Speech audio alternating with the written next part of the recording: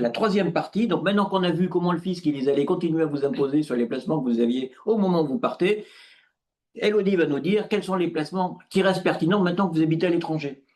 Donc pareil, on a voulu prendre les grandes masses et pas les petites niches de certains placements, mais c'est pour comment vous ayez une vision assez large sur notre champ d'action ou comment est-ce qu'on accompagne nos clients sur après les placements qu'ils peuvent mettre en place. Il y a un incontournable qui reste assez intéressant, c'est l'assurance vie. Surtout lorsqu'on souhaite après un moment soit revenir en France, c'est sûr, on va pas faire de toute façon un un gros focus sur chaque type de placement, mais juste pour faire une synthèse, en France, il y a énormément de fiscalité et l'assurance vie reste hors succession avec une fiscalité et des abattements particuliers. Donc, quand vous revenez en France, c'est très important d'avoir ce type de contrat, surtout si vous avez pas mal de patrimoine hors immobilier. Donc l'assurance vie de droit français, mais vous avez aussi l'assurance vie luxembourgeoise qui revient beaucoup. Et en fonction du pays où vous résidez ou au pays auquel vous souhaitez prendre votre retraite, ça peut être très intéressant d'avoir aussi ce type de placement-là qui reste neutre en fait fiscalement.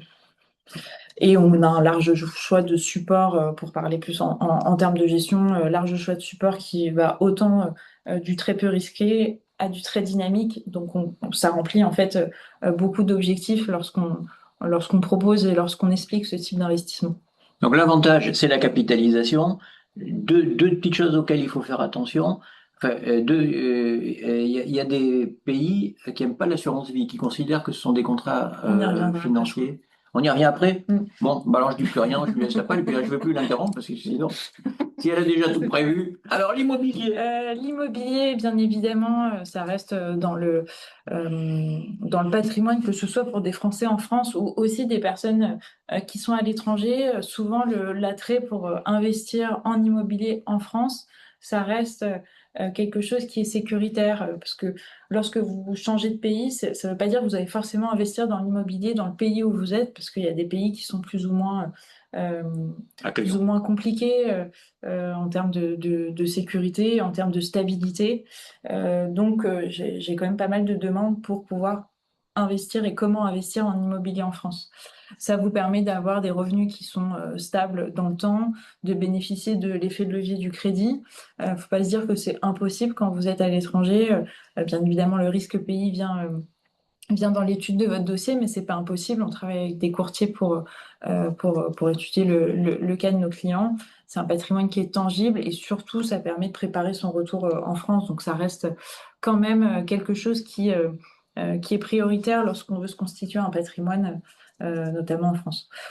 Point de vigilance, la fiscalité, on en revient. En France, on n'y échappe pas, on l'a vu tout à l'heure. Et en termes de transmission, bah, ça aussi, hein, ça reste, ce sont des actifs qui sont les plus taxés. Donc, il faut bien juste étudier et anticiper en amont. Mais en tout cas, ça reste essentiel euh, à avoir dans son patrimoine quand on peut le faire. Surtout par le levier du crédit, ça reste intéressant. Il y a un peu son petit frère qui est la société civile de placement immobilier. Donc ça, c'est plutôt accessible à partir de quelques centaines d'euros. Vous achetez en fait des parts et vous achetez du coup de l'immobilier. Vous êtes allé, Ah oui, je suis allé trop vite. On va revenir en arrière. Voilà. Ça vous permet d'investir dans l'immobilier tertiaire, donc tout ce qui va être bureau, commerce, entrepôt, nouvellement data center, on en entend parler, ou des établissements dans la santé, donc tous ces types d'actifs qu'on ne peut pas investir comme ça directement nous en tant que particulier.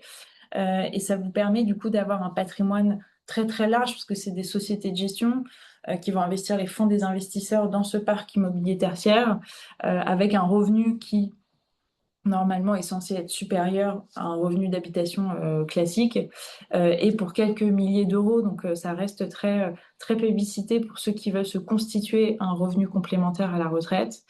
Vous pouvez aussi acheter de manière démembrée, donc vous achetez juste la nue propriété, comme ça vous n'avez pas le sujet de revenus puisque vous renoncez à l'usufruit, donc vous renoncez au revenu.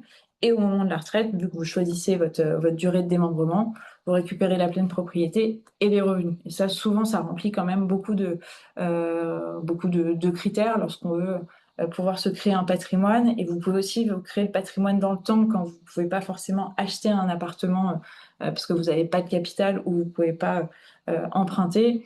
Le fait de pouvoir investir de manière régulière, parce que vous pouvez acheter une part tous les mois, une part tous les trimestres, ou en tout cas acheter de manière fractionnée, ça permet de se dire, OK, je me constitue quand même un patrimoine immobilier avec des revenus stables au moment de ma retraite, parce que c'est des véhicules qui sont là depuis des dizaines, quinzaines d'années, voire vingtaines, trentaines pour les plus anciennes. Donc là, ça a beaucoup de succès auprès de nos clients qui résident à Oui. l'étranger, hein. Après, Euh, on reste sur la fiscalité des revenus fonciers. Il peut y avoir des conventions fiscales internationales, donc c'est pour ça que souvent l'achat en nue propriété permet d'éviter ce sujet-là. Mais bien évidemment, c'est pas parce que vous investissez, ça peut être en fait approprié dans vos conventions et donc vous pouvez quand même avoir un impôt. Donc ça, de toute façon, on le revoit ensemble lorsque on vous oriente sur des solutions d'investissement. On prend toujours en compte votre pays et l'impact que ça peut avoir. Donc, euh, donc voilà, et ça a une liquidité aussi différente, parce que même si vous achetez une part, si vous revendez, ça reste un bien immobilier. Donc c'est la société de gestion qui établit un carnet d'ordre et qui chaque fin de mois prend en compte les nouvelles souscriptions et les ventes et du coup met en place un système d'achat-vente. Donc on n'est pas comme sur la bourse où vous ne pouvez pas revendre tout de suite à l'instant T vos parts. Il faut quand même attendre qu'il y ait un acheteur en face. Et moi, vous m'aviez dit que nos clients qui résident à l'étranger, ils préféraient souvent choisir des SCPI qui investissaient qu'en Europe et pas en France. Oui, vous pouvez avoir aussi le choix. Effectivement, vous avez des SCPI 100% françaises et des SCPI qui vont être 100% européennes ou qui mixent ou internationales. Ça permet d'avoir une fiscalité plus douce, forcément parce que lorsque vous avez des SCPI 100% européennes, elles vont avoir un prélèvement à la source qui est déjà fait. Et du coup, on évite un peu le levier fiscal français. Enfin, pas le levier, le marteau. Le marteau, oui. Oui, pas le levier. Alors, on va attaquer les comptes titres maintenant. Ensuite, le compte titre, bon, ça, c'est souvent une solution de façon que vous avez déjà mis en place et qui est quand même internationale, qu'on retrouve de manière très fréquente chez nos clients parce que dans vos pays de résidence, vous pouvez l'ouvrir et ça reste la même gestion où il y a nouvellement aussi les plateformes quand même en ligne internationales. Donc, euh, donc c'est une solution souvent très simple que vous mettez en place pour pouvoir accéder à des ETF, actions dans le temps, de pouvoir investir sur des choses un peu plus dynamiques et de manière régulière. Ça, c'est vraiment le, le- la mise en place et l'organisation que vous mettez de manière commune dès lors que vous partez à l'étranger.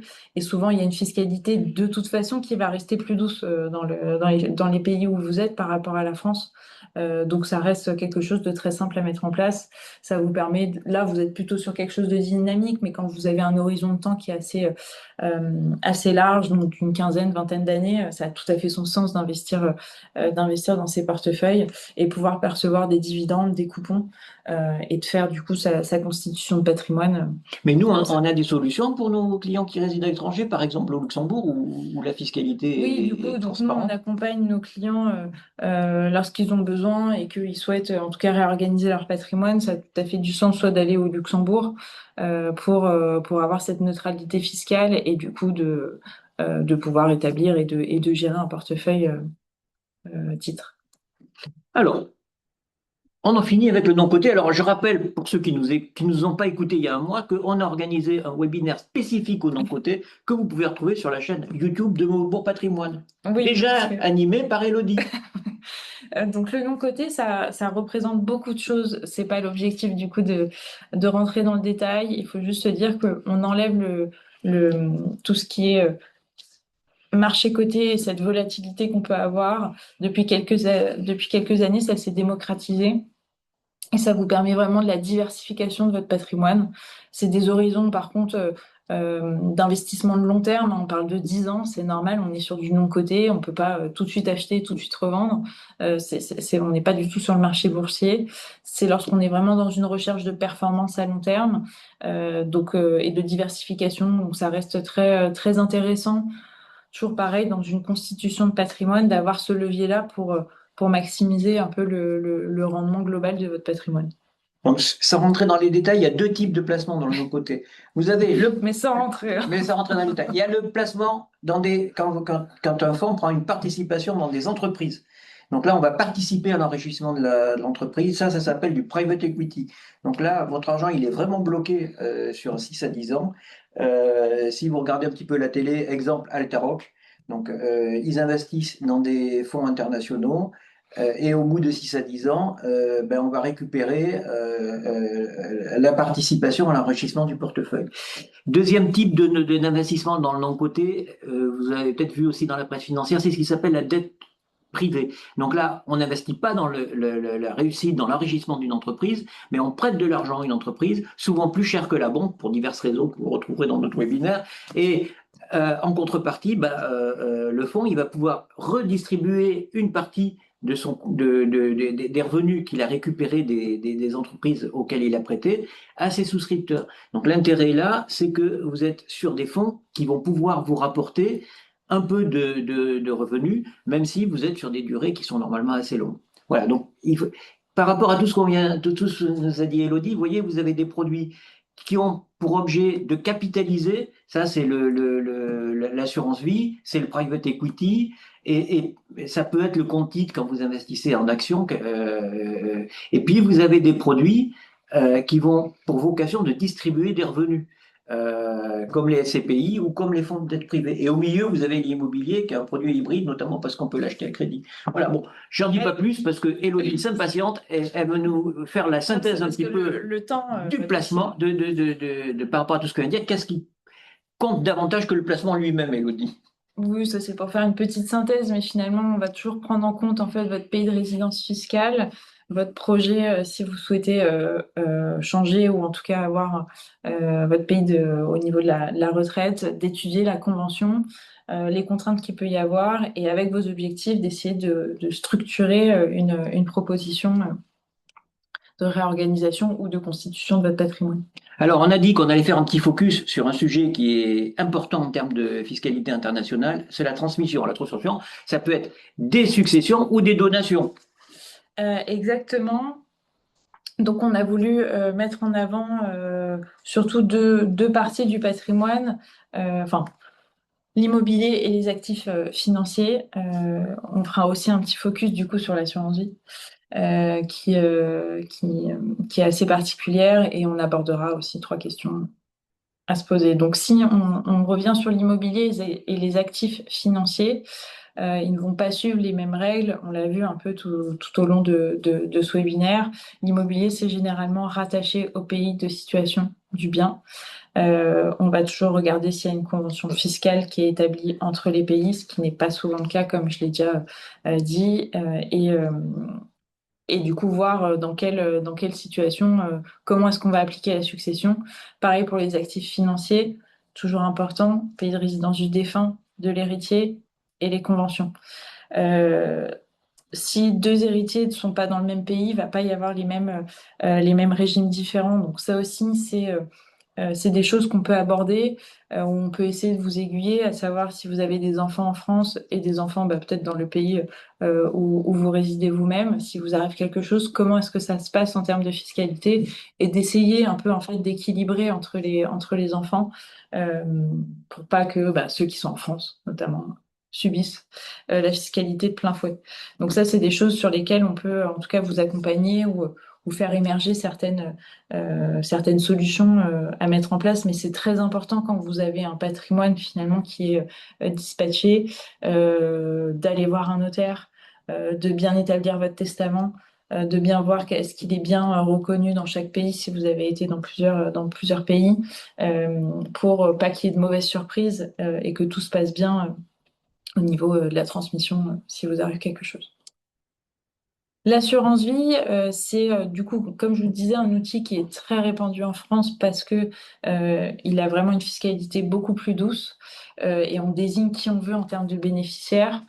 Donc l'idée pas de rentrer à l'intérieur, mais par contre, euh, vous allez avoir en fait, comme le disait tout à l'heure Patrick, vous allez avoir une prise en compte différente en fonction du pays parce que l'assurance vie française, ça veut pas dire... on prend le cas souvent des États-Unis ou du Canada qui ne reconnaissent pas en fait l'assurance vie en tant que telle, et du coup ça va pas du tout avoir le même impact en cas de transmission dans ces pays-là, ou même en cas de gestion dans ces pays-là. Donc il faut faire vraiment attention par rapport à votre pays de résidence pour pas qu'il y ait du coup une double peine en fait et qu'on remplisse pas du tout l'objectif qu'on s'était fixé dès le départ. Mais par contre, quand le pays de résidence est correct, le gros avantage de l'assurance vie en termes de transmission, c'est un double avantage à la fois fiscal et civil, hein. C'est-à-dire qu'on a beaucoup plus de liberté pour transmettre son patrimoine en assurance vie que avec le code civil traditionnel en matière de succession. Ouais. Donc c'est ces deux avantages-là qui font que c'est quand même une pépite fiscale qui a beaucoup de succès. Ouais. Alors on avait parlé de 3 questions, je crois. Quelles sont-elles?